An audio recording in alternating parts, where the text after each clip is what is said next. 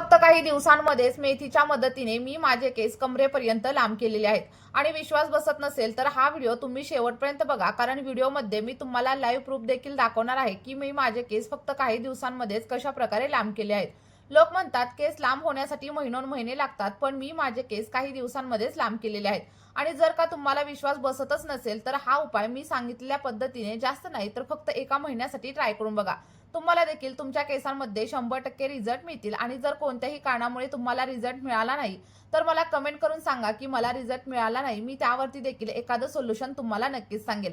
आणि आपला हा उपाय अगदी कोणत्याही वयोगटातील लोक नक्कीच वापरू शकतात, कारण याचे कोणतेही साईड इफेक्ट आपल्या केसांवरती अजिबात होत नाहीत. चला तर मग आपली रेमेडी बनवायला आपण सुरुवात करूया. पण त्या अगोदर तुम्हाला एक छोटीशी विनंती आहे. जर चॅनलवरती नवीन असाल तर सबस्क्राईब करा आणि हा व्हिडिओ तुम्ही नक्की कुठून पाहताय कमेंटमध्ये सांगायला अजिबात विसरू नका. तर बघा, रेमेडी बनवण्यासाठी सगळ्यात पहिल्यांदा आपल्याला इथं मेथी दाण्यांचा वापर करायचा आहे, कारण मेथी आपल्या केसांना अगदी नैसर्गिक पद्धतीने कंडिशनिंग करण्याचं काम करते आणि त्यासोबतच आपल्या केसांना अगदी आरशासारखी चमक देते आणि सोबतच रेशमासारखं मऊ बनवण्यासाठी देखील मदत करत असते. आणि आपला हा उपाय आपल्याला जाडबुडाच्या भांड्यामध्ये करायचा आहे, फक्त अॅल्युमिनियमच्या भांड्याचा वापर अजिबात करू नका. आणि या रेमेडीसाठी तुम्हाला फक्त 1 ते 1.5 चमचा एवढ्याच मेथी दाण्यांचा वापर करायचा आहे. आणि ही मेथी मी नेहमी माझ्याजवळ ठेवते, कारण ही खूप जास्त प्रमाणात आपल्या केसांसाठी फायदेशीर आहे. यामध्ये अॅमिनो ऍसिड्स आणि सोबतच निकोटिक ऍसिड असल्यामुळे आपली केस गळती लवकरात लवकर कमी होण्यासाठी मदत होते आणि सोबतच केस वाढीसाठी देखील सुरुवात होत असते. बघा, मी सांगितल्याप्रमाणे तुम्हाला एक जाड बुडाचं भांडं घ्यायचं आहे. लक्षात ठेवा, अॅल्युमिनियमचं भांडं अजिबात घेऊ नका आणि हे गोष्ट मी तुम्हाला पुन्हा पुन्हा सांगत असते. आणि यामध्ये आपल्याला साधारणतः एक मोठा चमचा किंवा मग छोटा चमचा असेल तर 1.5 चमचा एवढा मेथीदाणा ऍड करायचा आहे. आणि बघा, बऱ्याच वेळा काय होतं की तुम्ही म्हणता मेथीदाणा मिळत नाही, तर मी तुम्हाला लिंक देखील प्रोव्हाइड करते, किंवा मग तुमच्या शेजारी एखादं किराणा स्टोअर वगैरे असेल ना, तर तिथे देखील तुम्हाला मेथीदाणा अगदी स्वस्तामध्ये मिळून जाईल. आता मेथीदाणा ऍड केल्याच्या नंतर जर तुम्हाला खूप जास्त प्रमाणावरती हेअरफॉल होत असेल, कोंड्याची समस्या असेल, तर आपल्याला इथं कांद्याचा देखील वापर करायचा आहे. कारण कांदा हा आपल्या केसांसाठी खूप जास्त फायदेशीर मानला जातो, कारण कांद्यामध्ये भरपूर प्रमाणात सल्फर असतं आणि हे सल्फर आपल्या केसांमधील कॅरेटीन प्रोटीन टिकवून ठेवण्यासाठी मदत करत असतं. सोबतच केसांची मुळं देखील मजबूत करते आणि त्यामुळे आपले केस लांब होण्यासाठी आणि दाट होण्यासाठी मदत होत असते. बघा, मेथी सोबत जेव्हा आपण कांद्यांचा वापर करतो तेव्हा आपली जी काही रेमेडी आहे ना, तिचा फायदा आपल्या केसांसाठी दुप्पट पटीने होत असतो. तर इथे मी फक्त अर्ध्या कांद्याचाच वापर करणार आहे, पण तुम्ही ही रेमेडी पहिल्यांदाच वापरत असाल तर तुम्हाला एक पूर्ण कांद्याचा वापर करायचा आहे. कारण बघा, मला हेअरफॉल देखील अजिबात होत नाही आणि त्यासोबतच माझे केस देखील अतिशय सिल्की, स्मूथ आणि शायनी आहेत. त्यामुळे मला जास्त प्रमाणात कांदा वापरण्याची इथं अजिबात गरज नाहीये. पण मी तुम्हाला सांगते, जर तुम्हाला हेअरफॉल होत असेल किंवा मग ही रेमेडी तुम्ही पहिल्यांदाच वापरत असाल तर तुम्हाला एका कांद्याचा इथं वापर करायचा आहे. कारण बघा, कांद्याचा रस जेव्हा आपण स्कॅल्पवरती अप्लाय करतो तेव्हा आपल्या स्कॅल्पमध्ये मजबूती येण्यासाठी सुरुवात होते. आणि सोबतच जर तुम्हाला कोंड्याची समस्या असेल किंवा स्कॅल्पमध्ये कोणत्याही प्रकारचे इचिंग वगैरे होत असेल ना, ते सगळं काही कमी होण्यासाठी मदत होते. म्हणजेच काय, तर कांद्यामुळे आपल्या टक्कल पडलेल्या जागेवरती देखील हळूहळू नवीन केस उगवायला सुरुवात होते. आणि तुम्ही पाहिलेलं असेल की आजकाल मोठमोठे ब्रँड्स देखील आपल्या प्रोडक्ट्समध्ये कांद्याचा आणि मेथीदाण्यांचा वापर करत असतात. बघा, आपण ज्या भांड्यामध्ये मेथीदाणा ऍड केला होता त्याच भांड्यामध्ये आपल्याला साधारणतः अर्धा ग्लास किंवा मग 1 ग्लास एवढं स्वच्छ असं पाणी ऍड करायचं आहे. जर तुमच्याकडे फिल्टरचं पाणी असेल तर तुम्ही त्या पाण्याचा वापर करू शकता, आणि जर फिल्टरचं पाणी नसेल तर तुम्ही पिण्यासाठी ज्या पाण्याचा वापर करता तेच पाणी आपल्या या रेमेडीसाठी वापरायचं आहे. फक्त लक्षात ठेवायचं, तुम्हाला इथं बोरिंगच्या पाण्याचा किंवा मग खाऱ्या पाण्याचा वापर आपल्या या रेमेडीसाठी अजिबात करायचा नाहीये. व्यवस्थित मिक्स करून घ्या आणि त्यानंतर आपल्याला हे सगळं काही पाणी गॅसवरती ठेवायचं आहे आणि अगदी मीडियम टू लो फ्लेमवरती व्यवस्थित असं बॉईल करून घ्यायचं आहे. बघा, आता बॉईल करताना जेव्हा आपण मेथीदाणा याच्यामध्ये ऍड करतो तेव्हा हळूहळू मेथीदाण्याचा जो काही रंग आहे तो पाण्यामध्ये उतरायला सुरुवात होते. तर म्हणजेच काय, तर मेथीमधील जी काही पोषक तत्व आहेत ती आपल्या पाण्यामध्ये उतरायला सुरुवात होते. आणि बघा, जर तुमचे केस खूप जास्त फ्रिझी असतील, कोरडे असतील आणि ते जर तुम्हाला मऊ करायचे असतील तर तुम्ही मेथीदाण्यांचा वापर नक्की करा, कारण मेथीदाणा आपल्या केसांना कंडिशनिंग करण्याचं काम करत असते. आणि बघा, जर तुम्हाला देखील तुमच्या केसांवरती अप्रतिम असे रिझल्ट हवे असतील तर ही रेमेडी तुम्हाला मी सांगितलेल्या पद्धतीनेच बनवायची आहे आणि मी सांगितलेल्या पद्धतीनेच वापरायची आहे.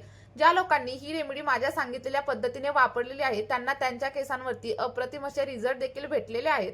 आणि बघा, पाणी अगदी 1 ते 2 मिनिटं व्यवस्थित असं बॉईल झाल्यानंतर आपण जो काही कांदा चिरून घेतलेला होता तो देखील याच्यामध्ये ऍड करायचा आहे। आता कांदा ऍड केल्याच्या नंतर आपल्याला हे मिश्रण अगदी 10 ते 12 मिनिटांसाठी लो फ्लेमवरती व्यवस्थित असं शिजवून घ्यायचं आहे।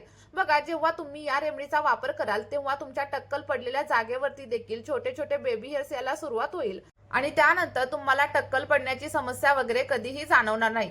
त्यामुळे मी सांगितलेल्या पद्धतीने या रेमेडीचा तुम्ही एकदा तरी नक्की वापर करून बघा। आणि बघा, आता तुम्हाला प्रश्न पडला असेल की हे पाणी नक्की किती वेळ उकळायचं, तर साधारणतः 10 ते 12 मिनिटं लागतात आपल्याला आपलं पूर्ण सिरम रेडी होण्यासाठी। आणि तुम्हाला कसं ओळखायचंय की आपलं सिरम रेडी झालंय, तर जे काही आपण पाण्याचं प्रमाण घेतलेलं होतं ते थोड्याफार प्रमाणावरती कमी झाल्यानंतर आणि सोबतच आपल्या पाण्याचा कलर पूर्णपणे चेंज झाल्यानंतर तुम्हाला समजायचं की आपलं सिरम इथं पूर्णपणे रेडी झाले। त्याबरोबरच आपला मेथीदाणा देखील पूर्णपणे इथं शिजलेला असतो आणि कांदा देखील अगदी सॉफ्ट झालेला असतो। त्या लेवलला तुम्हाला काय करायचंय, तर गॅसची फ्लेम अगदी बंद करायची आहे आणि आपलं सगळं काही सिरम तुम्हाला थंड होण्यासाठी ठेवायचं आहे।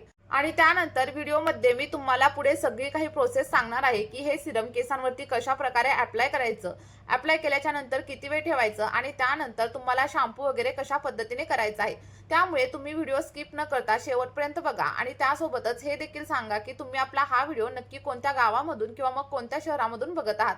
बघा, आपलं सिरम आता इथं रेडी झालेलं आहे आणि ते एखाद्या गाळणीच्या साह्याने किंवा मग एखाद्या कॉटनच्या कापडाच्या साह्याने आपल्याला व्यवस्थित असं गाळून घ्यायचंय। आणि गाळल्यानंतर वरती जो काही मेथीदाणा आणि कांदा शिल्लक राहील तो फेकून वगैरे अजिबात देऊ नका। तर त्यामध्ये थोडंसं ॲलोवेरा जेल किंवा मग दह्याचा वापर करून त्याची फाईन अशी पेस्ट बनवा आणि ती केसांवरती अप्लाय करा। यामुळे तुमची कोंड्याची समस्या हळूहळू कमी होण्यासाठी मदत होणार आहे। बघा, सिरम थोडंसं गरम असतानाच इथे मी गाळून घेतलेलं आहे, पण हे पूर्णपणे थंड झाल्यानंतरच केसांवरती अप्लाय करायचं आहे। तुम्ही गरम असताना देखील गाळू शकता किंवा मग पूर्णपणे थंड करा आणि त्यानंतर देखील गाळू शकता। आता हे तयार झालेलं सिरम तुमच्या केसांसाठी एखाद्या वरदानापेक्षा देखील कमी नाहीये, कारण जर तुम्ही याचा वापर सलग 1 महिना करून बघितला तर तुमची केस गळती कायमची बंद होईल आणि त्यासोबतच केस अगदी खांद्यापासून ते कमरेपर्यंत लांब होतील। आणि सगळ्यात महत्त्वाची गोष्ट म्हणजे आपलं हे सिरम अगदी 100% नैसर्गिक आहे, त्यामुळे याचे कोणतेही साईड इफेक्ट आपल्या केसांवरती अजिबात होत नाहीत। तुम्ही अगदी या सिरमचा वापर लहान मुलांसाठी देखील करू शकता आणि त्यासोबतच कोणत्याही वयोगटातील लोकांसाठी या सिरमचा वापर नक्कीच करू शकता। आता बघा, जर तुम्हाला ड्राय आणि रफ हेअरची समस्या असेल तर आपल्याला साधारणतः 1 चमचा एवढं कोकोनट ऑइल म्हणजेच नारळाचं तेल देखील याच्यामध्ये ऍड करायचं आहे।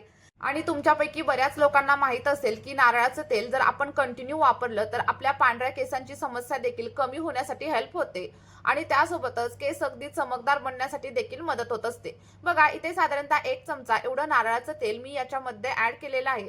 आणि जर तुम्हाला नारळाचं तेल वापरायचं नसेल तर तुम्ही तुमच्या केसांसाठी ज्या कोणत्या तेलाचा वापर करत असाल ते तेल इथं वापरलं तरी देखील चालेल। बघा, तेल ऍड केल्याच्या नंतर आपल्याला सगळं काही सिरम व्यवस्थित असं मिक्स करून द्यायचं आहे आणि त्यानंतर तुम्हाला एक प्रो टिप इथं मी सांगणार आहे, ज्यामुळे तुमचे ड्राय आणि फ्रीझी केस देखील अगदी सिल्की, सॉफ्ट आणि शायनी होण्यासाठी मदत होणार आहे। बघा, जसं की मी तुम्हाला सांगितलं, जर तुमचे केस ड्राय असतील, फ्रीझी असतील तर साधारणतः 2 ते 3 चमचे एवढ्या ॲलोवेरा जेलचा वापर तुम्हाला या सिरम मध्ये करायचा आहे। पण आज मी या सिरम मध्ये ॲलोवेरा जेलचा वापर अजिबात करणार नाहीये, कारण माझे केस ऑलरेडीच खूप जास्त सिल्की आणि स्मूथ आहेत। आणि हे तयार झालेलं जे काही सिरम आहे ते तुम्ही अगदी तुमच्या लहान मुलांसाठी देखील नक्कीच वापरू शकता, कारण जसं की मी तुम्हाला सांगितलं की आपण याच्यामध्ये कोणत्याही प्रकारचा केमिकलचा वापर केलेला नाहीये, त्यामुळे याचा कोणताही साईड इफेक्ट आपल्या केसांवरती अजिबात होत नाहीत। आता हे नक्की कधी लावायचं, तर बघा, जेव्हा तुम्हाला हेअर वॉश करायचं असेल तर त्याच्या अगोदर कमीत कमी 2 तास हे सिरम तुम्हाला केसांवरती लावायचं आहे। आणि आता तुम्ही म्हणाल की हे आपण स्टोअर वगैरे करून ठेवू शकतो का, तर नक्कीच ठेवू शकतो। तुम्ही हे सिरम काचेच्या एखाद्या कंटेनरमध्ये एका आठवड्यासाठी फ्रीजमध्ये नक्की स्टोअर करून ठेवू शकता आणि जेव्हा तुम्हाला अप्लाय करायचंय तेव्हा बाहेर काढायचं, रूम टेम्परेचरवरती येऊ द्यायचं आणि त्यानंतर केसांवरती अप्लाय करायचं। अप्लाय केल्याच्या नंतर कमीत कमी 2 तास केसांवरती असंच ठेवा आणि त्यानंतर तुम्ही हेअर वॉश करू शकता। आता बघा, हेअर वॉश करण्याच्या देखील टिप्स मी तुम्हाला सांगते। हेअर वॉश करण्यासाठी जास्त गरम पाण्याचा वापर करायचा नाही आणि त्यासोबतच शॅम्पू थोड्याशा पाण्यामध्ये डायल्यूट करायचा आणि त्यानंतरच केसांवरती अप्लाय करायचा। चला तर मग आजचं आपलं हे सिरम तुम्ही आठवड्यातून फक्त 2 वेळा सलग 1 महिना केसांवरती ट्राय करून बघा आणि त्यानंतर जे काही रिझल्ट भेटतील ते कमेंटमध्ये माझ्यासोबत शेअर करायला अजिबात विसरू नका। या व्हिडिओमध्ये इथेच थांबूया।